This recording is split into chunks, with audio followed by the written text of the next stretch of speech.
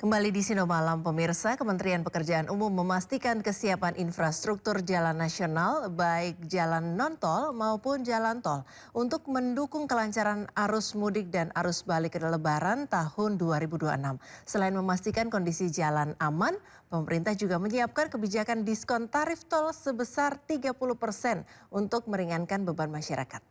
Infrastruktur jalan nasional, baik itu jalan tol dan jalan non-tol, jelang mudik Lebaran 2026.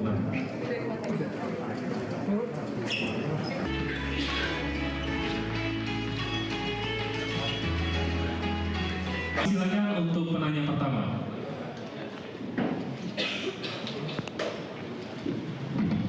Baik, sudah ada yang katakan mau berkenan, dibantu panitia, mohon berkenan menyebutkan nama dan diri terlebih dahulu Bapak, kami silakan.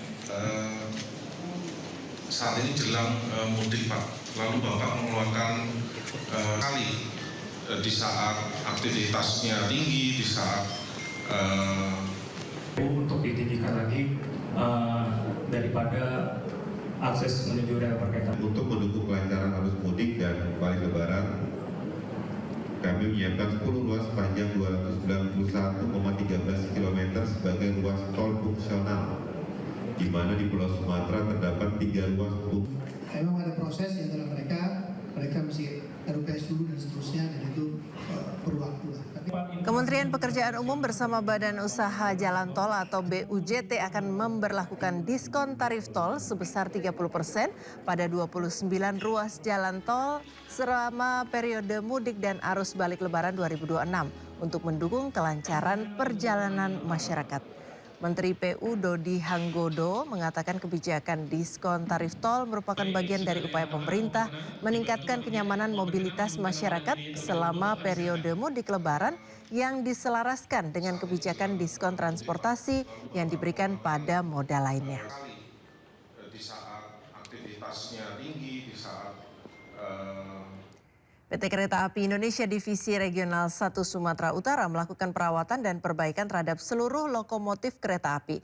Tindakan dilakukan sebagai bagian dari persiapan PT KAI jelang angkutan mudik Lebaran 1447 Hijriah.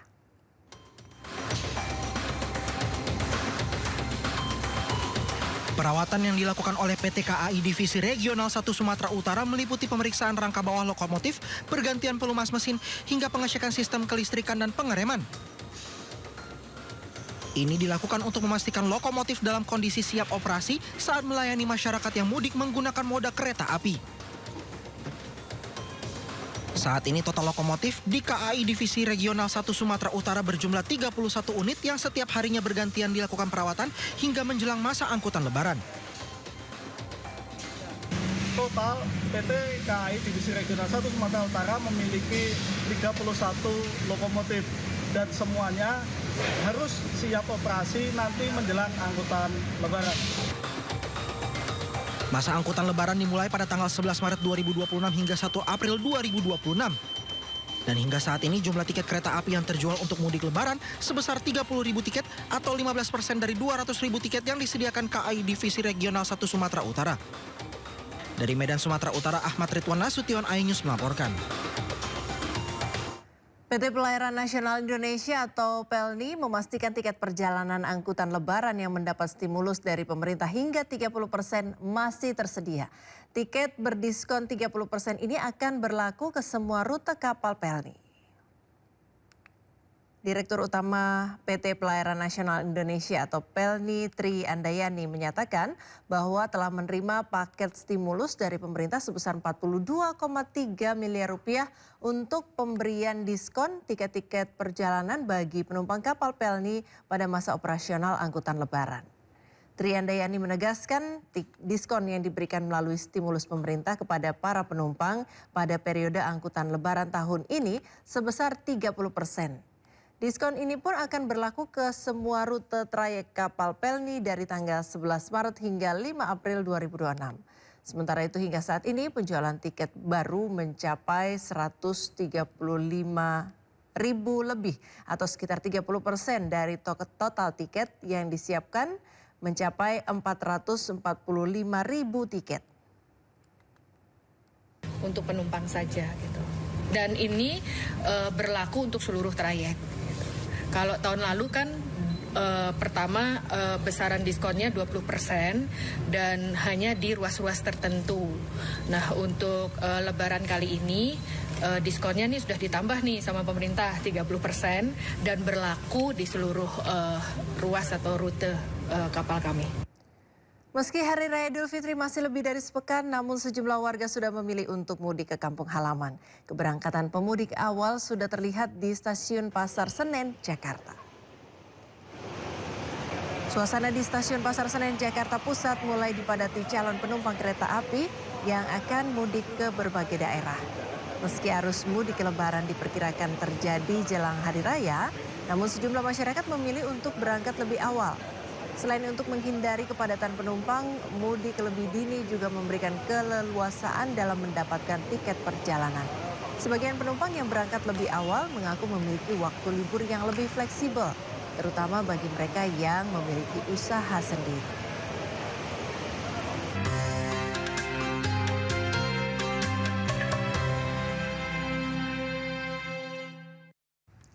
Mencegah beragam tindak pelanggaran di bulan Ramadan, Polsek Bojong Sari bersama warga menggelar lomba lari. Puluhan warga yang didominasi para remaja ini pun antusias mengikuti lomba yang dilaksanakan pada malam hari.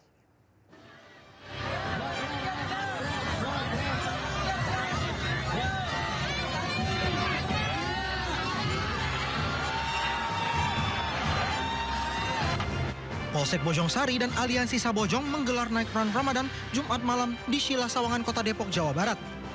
Kegiatan yang digelar mulai jam 10 malam hingga 1.30 dini hari waktu Indonesia Barat ini mengusung tema Say No Tawuran, Yes for Kreativitas. Lomba lari 100 meter itu dibagi dalam beberapa kelas mulai dari kelas 50 kg hingga 75 kg. Hadiah lomba pun beragam untuk setiap juara dan peserta lomba, mulai dari uang tunai jutaan rupiah, baju koko lebaran hingga perlengkapan sholat. Diketahui sebelumnya kegiatan Night Run Ramadan digelar guna mewadahi hobi para remaja serta mencegah beragam tindak pelanggaran seperti tawuran dan balap liar.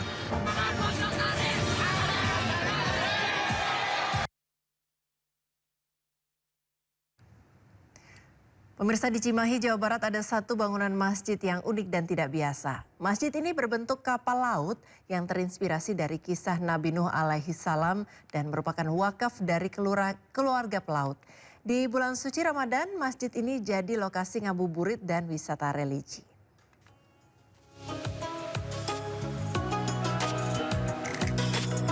Hanya melihatnya dari luar, sulit percaya jika bangunan di Jalan Bapak Ampi, Kelurahan Baros, Kota Cimahi ini adalah masjid.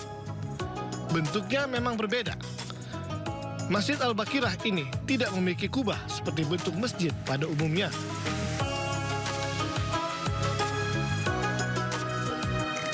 Dari arah depan, bentuk masjid ini seperti kapal laut di dermaga. Ada cerobong dan jangkar yang diikat dengan tali besar. Dan bangunan mirip geladak serta kabin untuk nahkoda dan anak buah kapal.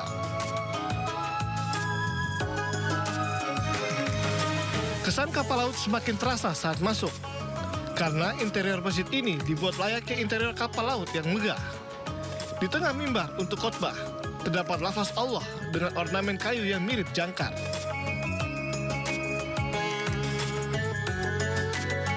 Di lantai 2, ada 2 ruangan yang berfungsi sebagai ruang kontrol lampu masjid yang didesain seperti ruang kemudi, lengkap dengan tombol-tombol layaknya kapal sungguhan. Masjid Al-Bakirah terinspirasi dari kisah Nabi Nuh alaihissalam dan juga merupakan wakaf dari keluarga pelaut. Masjid Perahu ini didirikan oleh almarhum Bapak Budianto, almarhumah sebagai nahkoda kapalnya, jadi ingin membangun masjid seperti kapal tersebut. Keunikan masjid ini seperti masjid perahu, percis bentuknya seperti perahu tersebut. Masjid ini ramai dikunjungi, baik di hari biasa maupun pada Ramadan seperti ini. Selain itu, juga menjadi wisata religi, baik bagi warga dalam dan luar kota Cimahi. Ini sangat bagus ya, sangat unik. Ya karena jarang juga masih seperti ini ya, jadi sangat bagus sekali ya, dan tempat ibadah juga luas, jadi kita itu ibadah itu nyaman. Ya. Selain memiliki keunikan seperti kapal laut, masjid yang dapat menampung 500 jemaah ini juga mendapatkan penghargaan dari pemerintah Provinsi Jawa Barat sebagai masjid terbersih dan berkarakter. Dari Cimahi, Jawa Barat, Yuwono Wahyu, iNews melaporkan. Pemirsa, di tengah mahalnya kebutuhan pokok jelang Idul Fitri, ratusan warga Tuban, Jawa Timur menyerbu pasar sembako murah. Warga rela antri demi mendapatkan sembako dengan harga lebih murah dibandingkan dengan pasar tradisional.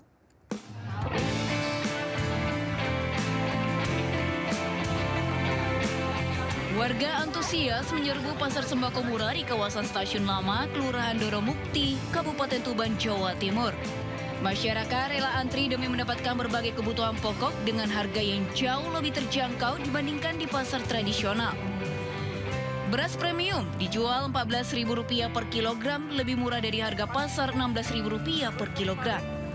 Cabai rawit merah hanya dijual Rp4.000 per ons, bawang merah Rp7.000 per 250 gram, serta telur ayam Rp22.000 per kilogram. Program pasar murah ini digelar sebagai upaya pengendalian inflasi sekaligus menjaga ketahanan pangan masyarakat di Jawa Timur, terutama jelang Lebaran. Dari Tuban, Jawa Timur, Pipi Wibawanto, iNews melaporkan.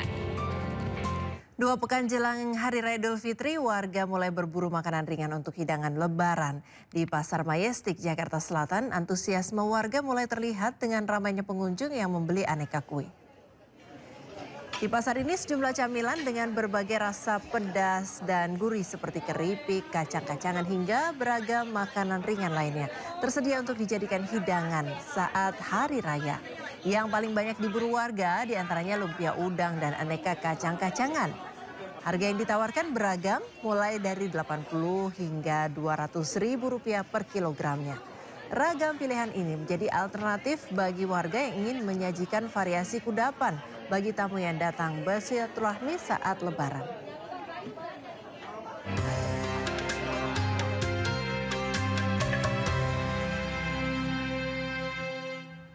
Pemirsa, Menteri Keuangan Purbaya Yudi Sadewa menanggapi ramainya keluhan THR swasta yang kena potong pajak. Ia menjelaskan tak hanya swasta, ASN juga merupakan objek pajak. Secara aturan, perbedaan antar ASN dan swasta terletak pada penanggung beban pajak THR tersebut. Potongan pajak THR bagi ASN ditanggung pemerintah selaku pemberi kerja. Untuk itu, Purbaya menyarankan pekerja swasta untuk mendorong perusahaan melakukan hal serupa. DJP mengimbau para pekerja swasta mengecek kembali kebijakan perusahaan terkait tunjangan pajak. Kayak gini, itu proses periode kita menjalankan itu pajak yang cukup fair. Pemerintah untuk ASN ditanggung sendiri kan bosnya. Jadi kalau swasta protes ke bosnya juga. Susah kan kita mengubah peraturan parsial ini untuk memenuhi kebutuhan satu pihak saja. Pemirsa, Wakil Menteri Perdagangan Diah Roro Esti Widya Putri mengunjungi pasar tradisional di Ciputat, Tangerang Selatan untuk memantau pergerakan harga pangan. Masyarakat diimbau tidak melakukan panic buying karena pemerintah menjamin pasokan tetap terjaga di seluruh wilayah. Wakil Menteri Perdagangan Diah Roro Esti Widya Putri mengunjungi pasar tradisional di Ciputat, Tangerang Selatan untuk memantau pergerakan harga pangan. Wamendak berdialog langsung dengan para pedagang terkait harga beras, minyak goreng, serta daging sapi. Menurutnya, pemerintah terus berkomitmen jaga daya beli masyarakat agar tidak terbebani oleh lonjakan harga yang biasanya terjadi jelang Hari Raya Idul Fitri. Terkait stok barang, Wamendak menegaskan bahwa ketersediaan kebutuhan pokok secara nasional dalam kondisi aman dan mencukupi hingga Hari Raya tiba. Pihaknya akan terus berkoordinasi dengan Satgas Pangan dan pemerintah daerah untuk mencegah adanya praktik penimbunan yang dapat merugikan konsumen. Minyak kita di sini alhamdulillah terpantau sesuai HET. HET-nya itu berada di 15.700. Tadi kita cek juga sudah sesuai dengan harga tersebut. Pasokannya juga aman alhamdulillah. Jadi itu aman untuk di pasar Ciputat. Lalu kemudian ada beberapa komoditas lainnya yang lagi naik. Salah satunya tadi cabai rawit. Cabai rawit itu sebetulnya harga acuannya 57.000. Jadi tadi begitu kita cek naiknya itu sampai 100-an ribu. Jadi lumayan drastis naiknya. Dan ada beberapa lainnya tadi kalau nggak salah bawang naik sedikit ya Pak ya. Jadi normalnya 38.000 itu tadi naik ke kurang lebih 40.000. Wamendak mengimbau masyarakat untuk tidak melakukan panic buying karena pemerintah menjamin pasokan tetap terjaga di seluruh wilayah Indonesia.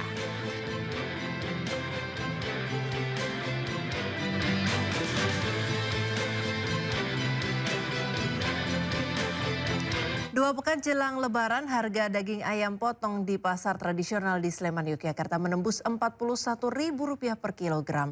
Sementara itu di pasar Kranggot, Kota Cilegon, Banten, harga daging sapi mencapai Rp140.000 per kilogram. Namun masyarakat tetap membelinya untuk memenuhi kebutuhan selama Ramadan. Berdasarkan pantauan tim IDX Channel, di pasar tradisional Sleman, Yogyakarta, harga daging ayam potong terus mengalami kenaikan sejak awal puasa.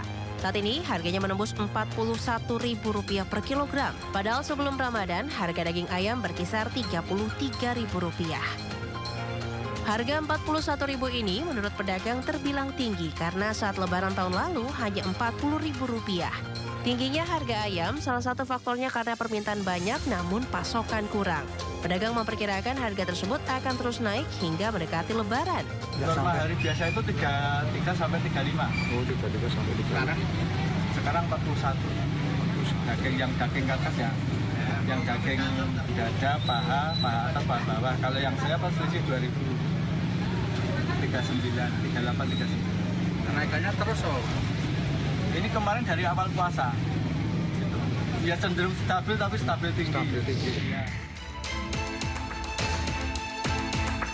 Seperti inilah kondisi pedagang daging sapi di Pasar Kranggot, Kota Cilegon, Banten terus didatangi pembeli untuk memenuhi kebutuhan bulan Ramadan maupun persiapan menjelang Lebaran. Meski harga daging sapi mengalami kenaikan yaitu mencapai Rp140.000 per kilogram, namun masyarakat tetap membelinya untuk memenuhi kebutuhan selama bulan Ramadan maupun persiapan menjelang Lebaran. Harga daging ini Bapak beli ini 1,4, 140. 140 ya? Iya, 140.000. Tadi Bapak beli berapa kilo Pak? Cuma 1 kilo doang. Karena Bapak sudah nggak makan daging lagi, buat ibunya aja gitu.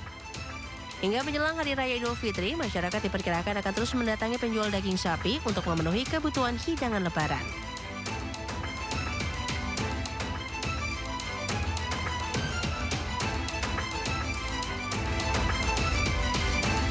Kamar Dagang dan Industri atau Kadin DKI Jakarta mengoperasikan puluhan dapur Satuan Pelayanan Pemenuhan Gizi atau SPPG sebagai bentuk dukungan dunia usaha terhadap program strategis nasional pemenuhan gizi masyarakat.